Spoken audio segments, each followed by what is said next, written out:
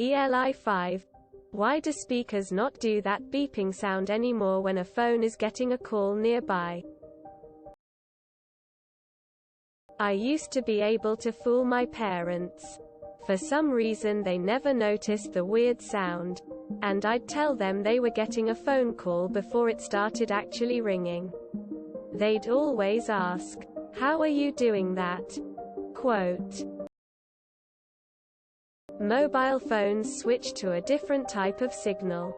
The TDMA signal was used for 2G and some 3G, which caused that beeping sound because it electromagnetically interferes with speaker cones.